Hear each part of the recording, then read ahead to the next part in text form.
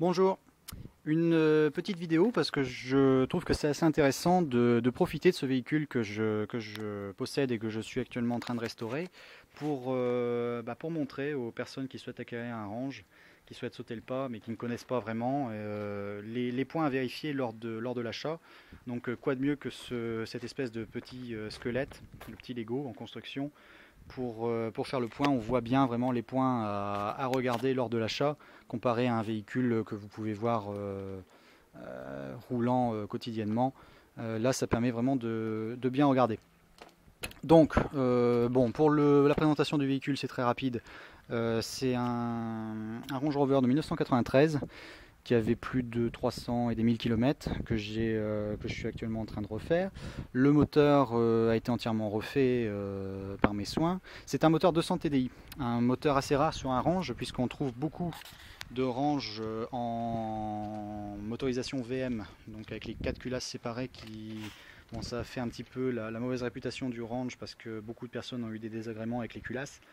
Bon, néanmoins, c'est un moteur qui fonctionne et il y a beaucoup de personnes qui l'utilisent encore et qui le trouvent tout à fait à leur goût. Donc, je ne vais pas dénigrer. Juste pour présenter ce moteur, donc c'est un moteur qu'on retrouve beaucoup qui était livré sur les Discovery en parallèle.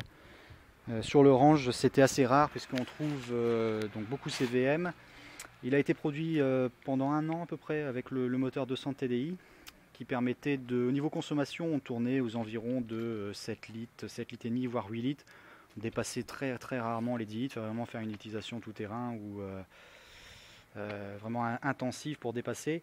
Donc ce qui est quand même relativement, on va dire, honnête au vu des performances. Bon, c'est pas un moteur très puissant, mais c'est un moteur qui dure très très longtemps. J'en connais qui ont plus de 600 000 km sans problème.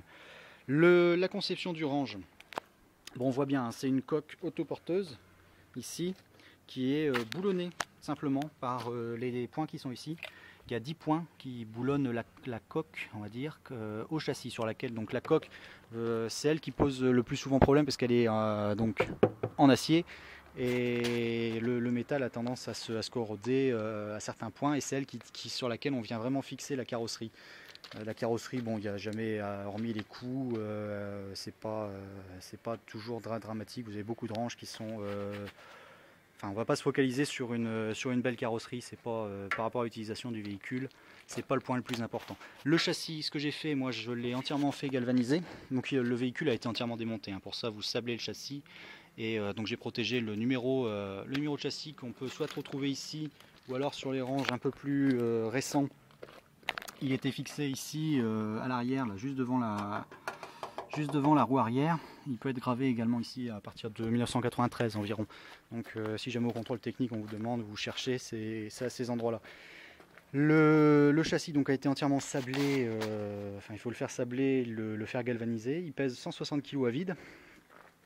Et là-dessus, il y a un revêtement, il y a 20 kg de zinc en fusion qui ont été faits à 400 degrés afin de le garder. Il est garanti à vie ainsi. On va dire, ça fait un véhicule réparable à l'infini sur une bonne base, puisque un Range ne meurt jamais. Ce qu'on va faire, on va regarder, on va faire le tour du véhicule et regarder vraiment les points à vérifier au niveau de la caisse. Ici, au niveau du plancher, très souvent corrodé.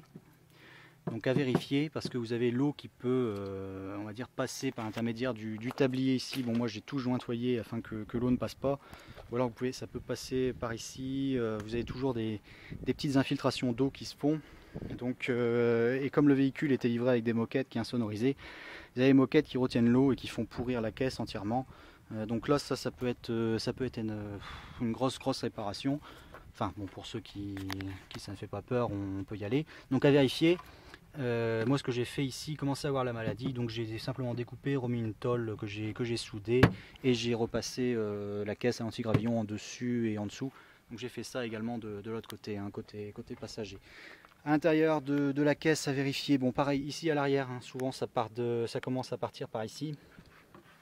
Donc là c'est complète, ça se corrode très facilement à vérifier. Vous avez également au niveau des longerons ici. Alors là c'est pareil, vous pouvez avoir quelquefois de la dentelle italienne. Donc à vérifier sur les côtés parce que vous avez une petite baguette qui retient la boue, toujours pareil, et ça fait pourrir votre longeron. Et vous avez également, donc par en dessous, à vérifier, c'est pareil, ça peut être très souvent corrodé. Et à l'intérieur, le point le plus important sur ces longerons à gauche comme à droite, c'est ici à l'arrière. Là vous avez votre support sur lequel vous venez vous raccorder pour vous fixer au châssis. Là c'est vraiment un nid à saleté, vous avez de la boue, de la terre, tout ce qui s'accumule et qu'on ne lave jamais parce que les gens ont tendance à laver l'extérieur de leur véhicule, c'est-à-dire carrosserie. Vous avez beaucoup de ranges qui présentent encore très bien mais qui en dessous sont complètement corrodées. Donc à vérifier. Au niveau du châssis, bon, s'il n'est pas... surtout vérifier l'arrière. Hein, parce que c'est surtout de l'arrière que ça part. Vous avez toutes les projections de la route, la boue, la pluie, si vous avez la chance d'habiter dans le nord comme moi. Hein, donc ça corrode énormément au niveau de l'arrière, à vérifier. Donc que le châssis n'est pas percé. Une petite rouille superficielle, il n'y a rien de méchant, hein, puisque ça, lors du traitement en Galva, on vous le plonge dans un bain d'acide avant, la rouille est entièrement enlevée et recouverte de zinc après. Donc là, il n'y a pas de souci à se faire. Vous avez également les trous qui sont prévus. Si vous voulez faire un petit traitement corps creux, vous pouvez. Bon là, c'est inutile, hein, c'est galvanisé intérieur-extérieur. Donc la suite, le petit body, oui, pour la petite histoire, tant qu'on est en dessous, on va regarder le body qui ici fait 1 pouce, donc 2,54 cm. Qui me permet d'adapter surtout cette caisse de range. C'est une caisse de range 86 V8 qui a été posée. C'est la seule que j'avais en bon état que je pouvais mettre pour reconstruire ce véhicule. Donc tout est adaptable, hein. Vous pouvez vraiment piocher dans toute la banque Land Rover. On arrive toujours à se débrouiller. Et ça m'a permis d'adapter donc cette coque pour le moteur. Le moteur TDI, puisque la découpe ici au niveau du tablier normalement est légèrement différente. Sur un TDI ça vient beaucoup plus haut, donc là avec cette découpe, cette petite réhausse, ça me permet d'accéder à mon dernier culbuteur pour le réglage qui se fait tous les 20 000 hein, sur ce range, sur ce moteur TDI. On continue au niveau de la corrosion. Ce que vous pouvez avoir, c'est au niveau des passages de roues arrière, c'est pareil. Si vous avez des propriétaires qui ont monté des gros pneus, vous avez les cailloux qui se logent et qui, quand vous reprenez la route à haute vitesse, se décollent violemment et viennent frapper tout le passage de roue, vous font un bel éclat et c'est un nid à rouille après. Pareil, cet endroit-ci, très important parce que là c'est pareil, c'est très souvent corrodé. Vous avez quelquefois des points qui se font d'en dessous. Et là c'est assez inquiétant, il faut découper et refaire ça proprement. Donc on continue à l'arrière du véhicule, pareil. Au niveau de la traverse arrière, là très souvent c'est corrodé aussi tout du long, parce que vous avez les personnes qui ne remontent pas leur bavette, hein, donc on a toute la projection de flotte, de boue qui vient se faire là et ça passe carrément au travers. Donc là pareil c'est assez embêtant dans la mesure où vous avez quand même vos points de fixation de caisse à cet endroit là. Après, pour finir avec la caisse, ici, là cette petite traverse sur laquelle vous venez fixer vos vitres latérales coulissantes, hein, sur un modèle 2 portes, hein, j'entends, parce qu'ici on est sur une caisse à 2 portes, donc à vérifier parce que vous pouvez avoir des petits passages d'eau qui se font et ça vient à l'intérieur, pareil ça finit sur vos moquettes, ça pourrit tout, sauf cette partie-ci normalement vous avez un plancher de coffre ici qui est entièrement rifté. Hein, comme la conception de beaucoup de Land, c'est énormément de rivets en alu, donc tout est démontable. Il suffit de percer, d'avoir la pièce, la remettre en état et refixer avec des boulons, des rivets neufs. Donc vous avez votre tôle ici en alu qui vient recouvrir le tout. J'en profite, tant que j'y pense, c'est pareil, le fond ici, très souvent corrodé au niveau de la roue de secours, vous avez la flotte qui s'accumule.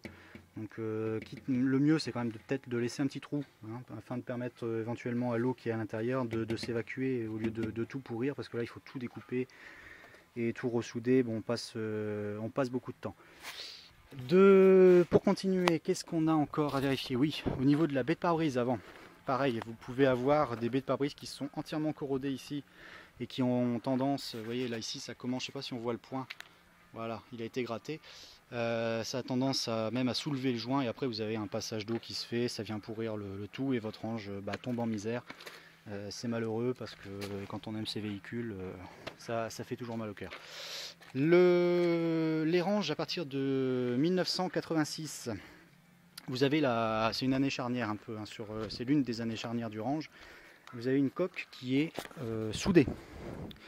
Avant, vous aviez une coque qui était entièrement démontable, c'est-à-dire vous pouviez démonter un tunnel de boîte, vous pouviez démonter un côté complet et le réassembler ou prendre dans un autre véhicule et en reconstruire un. À partir de 86, bon là c'est soudé, donc moi j'avais cette caisse, je l'ai adaptée. J'ai juste découpé au niveau de l'avant pour venir me refixer. Je vais repercer et mettre des vis afin de pouvoir éventuellement ultérieurement le redémonter. Ces passages de roues avant là, donc pareil à vérifier. Bon là ils sont neufs, hein, je les ai traités. Vous pouvez avoir cette partie ci qui se corrode, hein, toujours au niveau des feuillures, là où vous avez les tôles qui chevauchent, ou la boue qui s'accumule. Pareil là et le haut ici vous avez votre support d'aile, votre aile vient se fixer ici, pareil ça peut être très souvent corrodé, ou à l'avant pareil ici, donc à vérifier. Et de l'intérieur également, bon là elle a été traitée entièrement à l'anti-gravillon, donc elle est très très propre. Et donc pour me refixer sur mon châssis, je vais simplement, enfin sur ma coque, je vais percer et je vais venir boulonner ici tout du long. Et je vais pouvoir fixer mes accessoires pour la reconstruction de ce véhicule. Que j'ai, je ne sais pas si je vous l'ai dit, bon il a été baptisé Tobruk. Hein, je trouve que c'est un nom qui lui va bien par rapport à la couleur et puis l'utilisation que je prévois d'en faire. Un véhicule que je reconstruis à partir de pièces droite à gauche et puis essayer d'avoir quelque chose d'assez fiable, utilisable au quotidien pour travailler, tirer des remorques.